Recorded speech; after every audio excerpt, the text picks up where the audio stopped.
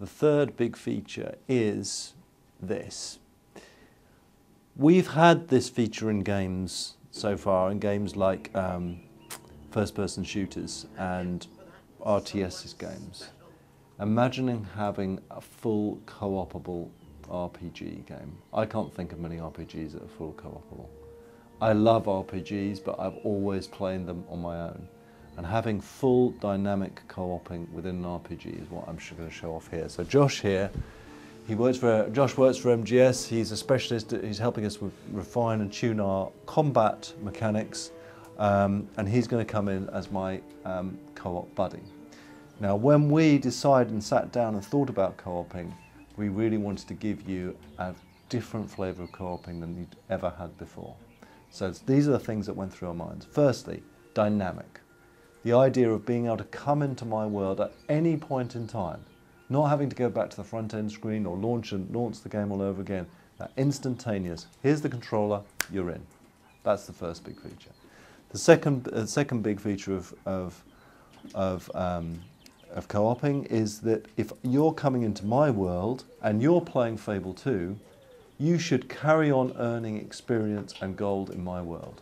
Anything you earn in my world as a henchman, when you're co-oping, you can import back into your world. That means if you come into my world and you're level 10 in your world, you play in my world for 4 hours, you come back, you'll get 4 levels worth of experience when you come back. You can negotiate with your friends how much of that split to get. You can see on the screen at the moment, you've got gold, experience, renown. You can say, okay, I'll come into your world as a henchman, you keep all the gold, I'll keep all the experience. That is super, super different from any other co-op stuff that you've seen before. That's the second. And the third big thing I can't talk about in a moment. I love doing these things, as you know. But this is just couch stuff that we're talking about. So let's have a look at what that looks like. So here we are. Josh comes immediately into my world. He's here straight away. He is able to do everything that I can do. All of the combat stuff he can do the same. He is able to use all the expressions and the emotions, and we can emote together.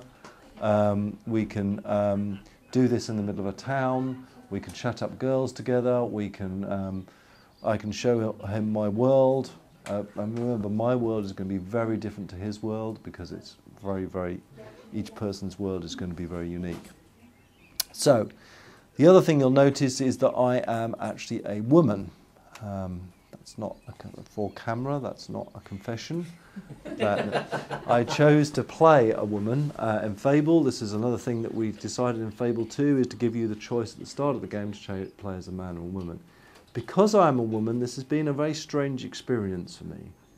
I can now appreciate more of the sort of female side of life because I've had to go up and chat up men and they've cast me aside.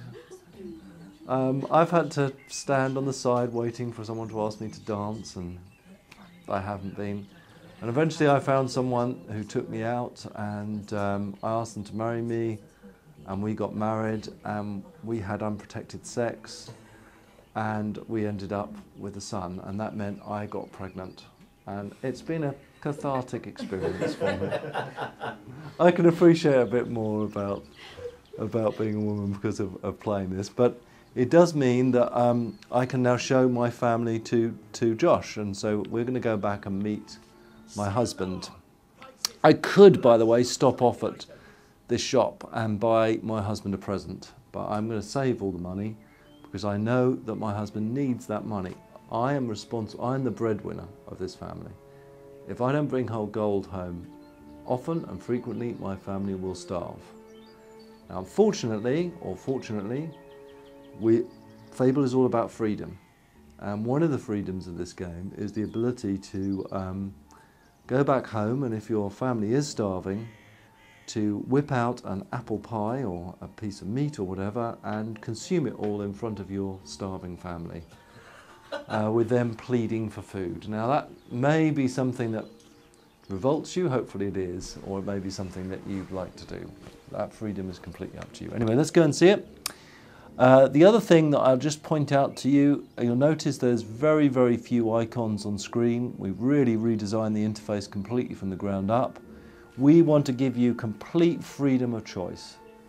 If you don't want to pay attention to something, just ignore it. So at the moment, the game is telling me there is something interesting to look at, that little look at trigger. If I press this trigger now, I will now go and see what that's looking at. You could also see the dog growling and pointing out that something out.